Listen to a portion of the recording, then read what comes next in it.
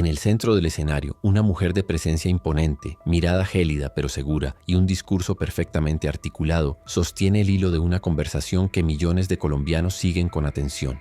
No es una celebridad de la farándula, ni una política en campaña. Es la encarnación del sueño del emprendimiento moderno. Su nombre es Zulma Guzmán Castro y en ese momento, bajo el escrutinio de los tiburones de Shark Tank Colombia, ella es la dueña del futuro. Para entender la magnitud del impacto que causaría su caída, es necesario retroceder y observar el pedestal sobre el cual Zulma había construido su vida.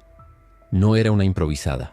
Su trayectoria era un currículum envidiable que cualquier profesional en América Latina firmaría sin dudar. Graduada como economista de la prestigiosa Universidad de los Andes, Zulma no se detuvo ahí.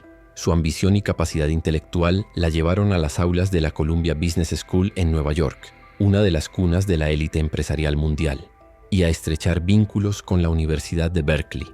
No solo hablaba el lenguaje de los negocios, lo dominaba en español, inglés y alemán. Su carrera profesional fue un ascenso meteórico marcado por una aparente conciencia social y ambiental. Antes de los reflectores de la televisión, Zulma Guzmán era una figura respetada en los círculos técnicos y gubernamentales. Trabajó en el Ministerio de Ambiente y Vivienda, fue asesora para el Programa de las Naciones Unidas para el Desarrollo y ocupó cargos de alta dirección en la Secretaría Distrital de Ambiente de Bogotá. En esos pasillos se le conocía como una mujer técnica, rigurosa y capaz de liderar proyectos de gran envergadura, como la Guía de Mejores Prácticas de la Industria del Concreto, un documento que terminó convirtiéndose en el estándar nacional. Ella no solo seguía las reglas, ella las escribía. Sin embargo, el verdadero salto a la conciencia colectiva ocurrió con la creación de Carvé.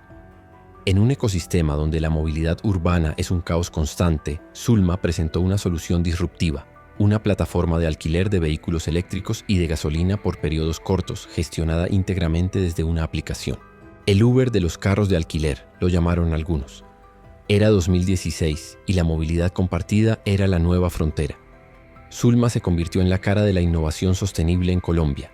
Cuando Zulma entró al set de Shark Tank en 2020, no era solo una emprendedora buscando dinero.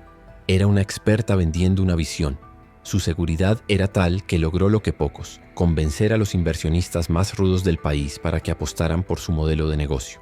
Salió de allí con el respaldo de 2 de los tiburones y una imagen pública blindada por el éxito. Ante los ojos de la audiencia, Zulma Guzmán Castro representaba a la mujer empoderada, la académica brillante y la empresaria visionaria que el país necesitaba mostrar al mundo. Era el ejemplo perfecto de que, con la educación adecuada y una disciplina férrea, se podía conquistar cualquier mercado. Pero bajo esa máscara de eficiencia y ética profesional se escondía una mujer que conocía demasiado bien los efectos de los metales pesados en el organismo humano. La opinión pública estaba a punto de descubrir que la misma inteligencia que la llevó a la cima de los negocios sería utilizada para orquestar uno de los crímenes más atroces y metódicos de la historia reciente de Colombia. La arquitectura de su éxito no era más que el andamio de una tragedia que comenzaría, de forma inconcebible, con una simple caja de postres. Detrás del brillo de las conferencias y las juntas directivas, la vida de Zulma Guzmán Castro orbitaba alrededor de un secreto que guardó con celo durante más de 6 años. Su relación con el empresario Juan de Bedut no era simplemente un romance clandestino, era un vínculo complejo, cargado de una dependencia emocional que chocaba frontalmente con su imagen de mujer independiente y empoderada. Para Zulma, Juan representaba el acceso a un círculo de poder aún más cerrado, pero también el objeto de una obsesión que terminó por fracturar su juicio. En la intimidad, la tiburona de los negocios se transformaba en una figura posesiva que veía en la estructura familiar de Juan, su esposa y sus hijos, no un límite infranqueable, sino una serie de obstáculos técnicos que su mente analítica debía resolver. La ruptura de esta relación fue el catalizador que liberó una oscuridad que, según sugieren las investigaciones actuales, ya había dejado huellas años atrás. Cuando el romance terminó de forma definitiva y escandalosa, Zulma no reaccionó con la vulnerabilidad de quien pierde un afecto, sino con la frialdad de quien sufre una pérdida patrimonial. Fue en este periodo de despecho y resentimiento donde la Fiscalía comenzó a encontrar las primeras señales de que el plan de venganza no era una reacción impulsiva, sino una estrategia de largo aliento. Sin embargo, para entender la magnitud de lo que estaba por ocurrir en 2025, los investigadores tuvieron que mirar hacia atrás, hacia un evento que en su momento fue catalogado como una tragedia natural, pero que hoy se lee como un ensayo macabro. En el año 2021, El entorno de Juan de Bedut ya había sido golpeado por la tragedia. Su esposa, Alicia Graham Sardi, una mujer profundamente querida en los círculos sociales y educativos de Bogotá, falleció tras una dolorosa batalla contra lo que los médicos diagnosticaron inicialmente como un cáncer fulminante. En aquel entonces, nadie sospechó de la presencia constante de Zulma en la periferia de esa familia. Nadie cuestionó las atenciones o los detalles que la empresaria tenía hacia la pareja. No obstante, tras los eventos recientes, la exhumación de los restos de Alicia y el análisis minucioso de su historial clínico en la Fundación Santa Fe arrojaron una verdad estremecedora. Alicia no murió solo por causas naturales. Los peritos forenses hallaron trazas de talio en su organismo, sugiriendo que Zulma habría estado utilizando su conocimiento en sustancias químicas para eliminar a su rival desde hacía años, permitiendo que el veneno imitara los síntomas de una enfermedad degenerativa. Esta revelación cambió por completo el perfil criminológico de Zulma Guzmán Castro. Ya no se trataba solo de una mujer despechada, sino de una presunta asesina metódica que entendía el talio como el arma perfecta, incoloro, inodoro y capaz de burlar los diagnósticos médicos convencionales. La muerte de Alicia le habría permitido a Zulma acercarse más a Juan, pero al notar que, incluso sin su esposa, él no le entregaría el lugar que ella reclamaba en su vida, el resentimiento mutó en algo mucho más peligroso. Durante los meses previos a abril de 2025, el ambiente se volvió denso. Zulma, ya alejada de los focos de Shark Tank, pero aún con una presencia influyente, comenzó a monitorear los movimientos de la familia de Bedut con una precisión de inteligencia militar. Conocía sus rutinas, sus gustos y sobre todo los puntos vulnerables de su hogar. El desprecio que sentía hacia Juan se extendió hacia lo que él más protegía, sus hijos y su círculo social en el Colegio Los Nogales. En la mente de Zulma, si ella no podía tener la vida que deseaba al lado del empresario, él tampoco tendría una vida por la cual valiera la pena seguir adelante.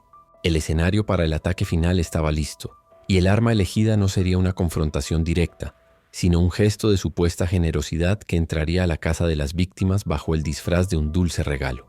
El viernes 4 de abril de 2025 comenzó como cualquier otro día de cierre de semana para los estudiantes del exclusivo Colegio Los Nogales, en el norte de Bogotá.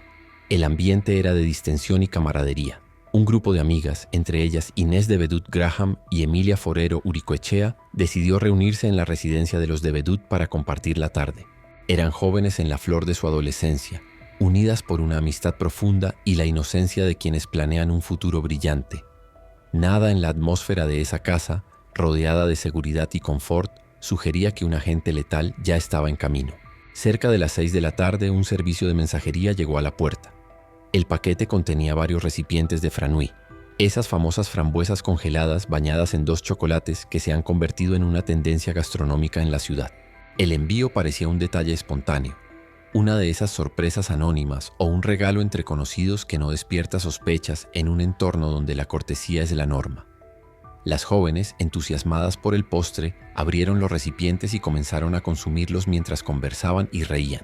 Lo que estaban ingiriendo, sin embargo, no era solo azúcar y fruta, era una dosis calculada de talio, introducida con una precisión que solo alguien con profundos conocimientos químicos y una paciencia criminal podría haber logrado. El talio es conocido en la toxicología como el veneno del borrador, porque borra la vida de forma silenciosa y confusa. Al ser insípido e inodoro, las niñas no notaron nada extraño, pero una vez dentro del organismo, el metal comenzó su ataque sistemático contra el sistema nervioso y los órganos vitales. Los primeros síntomas aparecieron esa misma noche: náuseas, malestar general y un dolor que empezaba a irradiarse desde las extremidades. Al principio, los padres pensaron en una intoxicación alimentaria común, algo pasajero. Pero la velocidad del deterioro biológico pronto reveló que se enfrentaban a algo mucho más oscuro. La primera en sucumbir ante la potencia del veneno fue Emilia Forero Uricoechea. Su cuerpo, más sensible a la dosis o quizás habiendo consumido una mayor cantidad, colapsó en menos de 24 horas. El sábado 5 de abril, mientras los médicos intentaban entender qué estaba apagando sus signos vitales, Emilia falleció. Su muerte envió una onda de choque por todo el norte de Bogotá. ¿Cómo era posible que una joven saludable muriera de forma tan fulminante? Mientras la comunidad de Los Nogales se sumía en el luto, en la clínica la batalla por la vida de Inés de Bedut apenas comenzaba. Inés luchó durante 4 días agónicos. El talio, fiel a su naturaleza cruel, permite que la víctima mantenga la conciencia mientras sus nervios se incendian y sus órganos fallan uno tras otro. El 9 de abril, a pesar de los esfuerzos desesperados de los mejores especialistas del país, Inés perdió la vida. El vacío que dejó en su padre, Juan de Bedú, fue absoluto. En cuestión de años, había perdido a su esposa Alicia y ahora a su hija Inés, ambas bajo circunstancias que empezaban a mostrar un patrón aterradoramente similar. Pero la tragedia no se detuvo en las víctimas fatales. Otros 2 jóvenes presentes en la casa también resultaron afectados. Martín de Bedut, hermano de Inés, y otra menor identificada como GBC, fueron hospitalizados de urgencia. GBC logró sobrevivir al ataque, pero el precio fue altísimo. El veneno dejó huellas imborrables en su sistema neurológico, enfrentándola a una recuperación lenta y a secuelas permanentes que transformaron su vida para siempre. En ese momento, lo que parecía una tragedia accidental se convirtió oficialmente en una investigación criminal. La policía forense recolectó los restos de los recipientes de Franui y el diagnóstico fue unánime. El postre había sido el vehículo de un asesinato masivo. Todas las miradas se dirigieron entonces hacia una sola dirección, hacia la mujer que conocía los secretos del talio y que guardaba un resentimiento mortal contra esa familia, Zulma Guzmán Castro. Con la confirmación forense de que las frambuesas eran el vehículo de la muerte, la Fiscalía General de la Nación, bajo una presión social sin precedentes, desplegó un equipo de élite para reconstruir los últimos pasos de Zulma Guzmán Castro. El reto no era sencillo. Estaban persiguiendo a una mujer que no solo poseía una inteligencia superior, sino que entendía perfectamente cómo funcionan los sistemas de vigilancia y los protocolos de seguridad industrial. Sin embargo, en la era del rastro digital absoluto, incluso la mente más metódica comete errores impulsados por la soberbia. Los investigadores comenzaron por el origen del veneno. El talio no es una sustancia que se pueda adquirir en una farmacia de barrio. Su venta está estrictamente regulada y monitoreada. El equipo de delitos cibernéticos logró perforar las capas de seguridad de los dispositivos personales de Zulma. Allí, ocultas tras navegadores de uso privado y búsquedas encriptadas, hallaron la evidencia definitiva. Un historial de consultas sobre la letalidad del talio, tiempos de absorción en menores de edad y, lo más incriminatorio, la transacción para adquirir el metal pesado a través de un proveedor especializado en el mercado gris de sustancias químicas. La tiburona había utilizado sus conocimientos técnicos para obtener el arma, creyendo que su formación académica la pondría un paso por delante de los peritos de la policía judicial. Pero el rastro del dinero y las direcciones IP no mienten. Simultáneamente, la reconstrucción del envío de los postres Franui reveló una operación de engaño digna de un thriller. Zulma no entregó el paquete personalmente, ni utilizó su nombre real en las aplicaciones de domicilio. Mediante el uso de cuentas de terceros y una triangulación de pedidos, logró que las frambuesas llegaran a la casa de los de Bedut, como si se tratara de un obsequio legítimo. Las cámaras de seguridad de los puntos de despacho y los testimonios de los repartidores, quienes describieron a una mujer de rasgos finos y actitud imperturbable, coordinando las entregas desde las sombras, terminaron de cerrar el círculo. Para la fiscalía ya no había duda. Zulma Guzmán Castro había diseñado un sistema de ejecución a distancia. Mientras el país lloraba a Inés y Emilia, Zulma activaba su protocolo de escape. El 13 de abril de 2025, aprovechando que la orden de captura aún se encontraba en los trámites burocráticos finales, la empresaria abandonó el territorio colombiano. Su huida no fue un acto desesperado, sino una ruta de escape planificada con antelación. Su primer destino fue Buenos Aires, Argentina, donde intentó mimetizarse en la gran urbe utilizando sus contactos en el mundo del emprendimiento. Al sentir que el cerco se cerraba, saltó hacia Sao Paulo, Brasil, y de allí cruzó el Atlántico hacia Madrid, España. En cada escala, Zulma dejaba tras de sí un rastro de frialdad absoluta, mientras las noticias internacionales empezaban a mostrar su rostro como la mujer más buscada de Colombia. Ella seguía moviéndose con una calma aterradora. El punto culminante de esta persecución ocurrió cuando la Interpol emitió la circular roja, convirtiendo a Zulma en un objetivo de alta prioridad en 190 países. Su rastro se perdió por unas semanas en Europa, hasta que los servicios de inteligencia británicos detectaron movimientos sospechosos en Londres. Zulma, que conocía bien la capital inglesa por sus vínculos académicos y profesionales, intentó refugiarse en el anonimato de la metrópoli. Sin embargo, la presión psicológica de ser una paria internacional y el peso de saber que su imperio se había desintegrado empezaron a pasarle factura.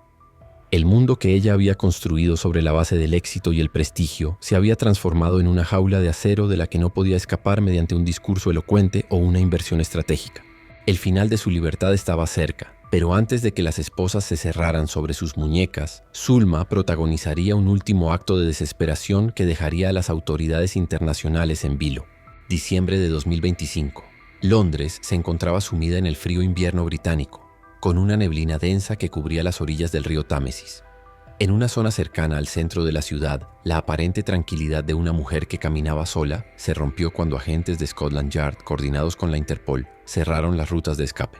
Zulma Guzmán Castro, la mujer que alguna vez fue celebrada por su agilidad mental para detectar oportunidades de negocio, se vio finalmente acorralada. No había inversores a quienes convencer, ni cámaras de televisión que proyectaran su mejor ángulo. Solo quedaba el peso de una circular roja y el nombre de 2 niñas que la perseguía a través de los océanos. Lo que ocurrió a continuación parece extraído de una tragedia shakespeariana. Al verse rodeada, Zulma no optó por la rendición digna ni por el silencio procesal. En un acto que los analistas han interpretado como el colapso final de su estructura narcisista, la empresaria se lanzó a las gélidas aguas del Támesis. Para muchos no fue un intento de suicidio nacido del arrepentimiento, sino el último recurso de una mente acostumbrada al control absoluto. Si el mundo iba a atraparla, ella decidiría los términos de su final. Sin embargo, la eficiencia de los servicios de emergencia británicos frustró su último movimiento. Fue rescatada del agua, estabilizada y trasladada a un centro médico bajo custodia policial extrema. La tiburona había sido sacada de su elemento y ahora, vulnerable y derrotada, enfrentaba la realidad de una celda en una tierra extraña. Este incidente abrió la puerta a un análisis psicológico y criminológico profundo que ha dejado a Colombia en un estado de reflexión permanente. Los expertos coinciden en que Zulma Guzmán Castro encaja en el perfil de una psicopatía de alto funcionamiento. Su inteligencia superior le permitió navegar círculos de élite sin despertar sospechas, utilizando su encanto y su éxito profesional como una armadura de respetabilidad. En criminología se habla del complejo de Dios, una creencia de superioridad intelectual que lleva al individuo a sentir que puede decidir sobre la vida y la muerte de los demás sin enfrentar consecuencias. Para Zulma, el talio no era solo un veneno, era un instrumento de gestión para corregir lo que ella consideraba errores en su vida personal, como la familia de su examante. El impacto en la opinión pública colombiana ha sido devastador. El contraste entre la Zulma que daba consejos de liderazgo en Shark Tank y la Zulma rescatada de las aguas del Támesis después de envenenar a menores de edad generó un trauma colectivo. La sociedad se vio obligada a cuestionar sus propios estándares de admiración. ¿Cómo es posible que una mujer con tantos títulos, con tal nivel de sofisticación y éxito, pudiera albergar una maldad tan metódica? El caso de las frambuesas envenenadas derribó el mito de que el mal es siempre marginal o ignorante. Por el contrario, demostró que el mal más peligroso es aquel que se viste de gala, habla 3 idiomas y sabe cómo manipular un algoritmo o una junta directiva. En redes sociales, el juicio fue implacable. Los fragmentos de sus antiguas entrevistas fueron analizados bajo una nueva luz. Cada mirada gélida, cada comentario sobre la eliminación de debilidades en los negocios cobró un sentido macabro. Mientras tanto, en los pasillos del Colegio Los Nogales y en las casas de las familias de Bedut y Forero, el nombre de Zulma dejó de ser el de una empresaria para convertirse en un sinónimo de terror. La captura en Londres no trajo alegría, sino un cierre amargo a una cacería que nunca debió existir. La atención del país se desplazó entonces hacia los tribunales británicos, donde se libraría la última batalla legal por su extradición, mientras Zulma permanecía en una celda, despojada de su poder y enfrentando el vacío de una vida construida sobre el prestigio y destruida por el veneno. Hoy, en enero de 2026, el panorama para Zulma Guzmán Castro se ha reducido a las 4 paredes de una celda de alta seguridad en el Reino Unido. Tras su dramático rescate en las aguas del Támesis y su posterior estabilización médica, la mujer que alguna vez fue el rostro de la innovación en Colombia enfrenta la realidad de un sistema judicial internacional que no ha cedido ante su prestigio ni ante las tácticas dilatorias de su defensa. En las audiencias más recientes, celebradas en Londres, los tribunales británicos tomaron una decisión determinante. Le negaron de manera rotunda la libertad condicional. El juez argumentó que el riesgo de fuga es extremo, dada su capacidad financiera y su historial de evasión a través de 3 continentes, pero sobre todo subrayó la naturaleza especialmente atroz y calculadora de los delitos que se le imputan. Mientras el proceso de extradición avanza en medio de complejos trámites diplomáticos, en Bogotá el tiempo parece haberse detenido para quienes sobrevivieron al ataque. La familia de Bedut y la comunidad del Colegio Los Nogales no buscan venganza, sino una justicia que cierre una herida que sigue supurando. Para Juan de Bedut, la pérdida es total e irreparable. En menos de 4 años, su hogar fue desmantelado por el mismo veneno, perdiendo primero a su esposa Alicia y luego a su hija Inés. La sobreviviente, la menor identificada como GBC, se ha convertido en el símbolo de una lucha silenciosa. Sus terapias de rehabilitación neurológica son el recordatorio diario de que el daño causado por el talio no termina con el entierro, sino que se extiende en años de limitaciones físicas y traumas psicológicos que ninguna sentencia podrá borrar por completo. Este caso ha dejado vacíos legales y controversias que aún se debaten en los foros de seguridad nacional y salud pública. La facilidad con la que una figura pública pudo acceder a metales pesados y utilizarlos como armas biológicas ha obligado a las autoridades a replantear la vigilancia sobre la venta de sustancias químicas industriales. Pero más allá de lo técnico, las consecuencias posteriores han calado hondo en la confianza pública. La caída de Zulma Guzmán Castro ha provocado una profunda desconfianza hacia los ídolos fabricados por la televisión y las redes sociales. La percepción de figuras mediáticas en Colombia ha cambiado. Ya no basta con el éxito académico o la elocuencia en un set de grabación. Ahora la sociedad exige un escrutinio ético mucho más riguroso hacia aquellos que se presentan como líderes de opinión o modelos de conducta. La reflexión final de este caso nos aleja de la glorificación del criminal y nos centra, por respeto, en la memoria de las víctimas. Emilia Forero, Uricoechea e Inés de Bedut Graham no son solo nombres en un expediente judicial. Eran niñas con sueños, proyectos y familias que las amaban, cuyas vidas fueron cegadas por una ambición y un resentimiento que no conocieron límites. El caso de Zulma Guzmán Castro nos deja una lección dolorosa sobre la responsabilidad pública. El éxito sin ética es un arma cargada. Nos enseña que la inteligencia, cuando se despoja de la empatía, se convierte en la herramienta más peligrosa de la sociedad. Al cerrar este documental, queda claro que la tiburona que buscaba devorar mercados terminó devorando su propia humanidad y la de quienes la rodeaban. Mientras Colombia espera su llegada encadenada para que responda ante los jueces de su país, el eco del dolor de las familias víctimas sigue resonando en los pasillos de un colegio que nunca volverá a ser el mismo. La justicia podrá dictar una sentencia de 50 años, podrá extraditarla y encerrarla, pero nunca podrá devolverle a un padre el abrazo de su hija, ni a una sociedad la inocencia perdida en una caja de postres envenenados. La verdadera sentencia de Zulma Guzmán Castro no será solo la que dicten los jueces, sino el silencio y el olvido al que su nombre será condenado por una sociedad que hoy, más que nunca, valora la vida por encima de cualquier apariencia de éxito. Con el proceso de extradición en marcha y una nación que aún intenta procesar el horror de aquellas frambuesas envenenadas, el caso de Zulma Guzmán Castro queda grabado como una de las cicatrices más profundas en la historia criminal de Colombia. La justicia seguirá su curso en los tribunales, pero la verdadera sentencia reside en la memoria de un país que no olvidará a Inés ni a Emilia. Queremos conocer tu opinión sobre este caso que desafía toda lógica empresarial y humana. ¿Consideras que este evento marcará un antes y un después en cómo la sociedad vigila a sus figuras de éxito? ¿O es simplemente un recordatorio de que la oscuridad no distingue estratos sociales? Te leemos en la sección de comentarios, siempre bajo el marco del respeto por las víctimas y sus familias. Si este trabajo de investigación y narrativa te ha resultado valioso para entender la complejidad detrás de los titulares, te invitamos a que nos dejes un me gusta. Ese pequeño gesto es vital para que el algoritmo permita que estas historias de búsqueda de justicia lleguen a una audiencia mayor. Para seguir profundizando en los casos que han conmocionado al mundo, los perfiles psicológicos más complejos y las investigaciones de crimen real que nadie más te cuenta, suscríbete al canal y activa la campana de notificaciones.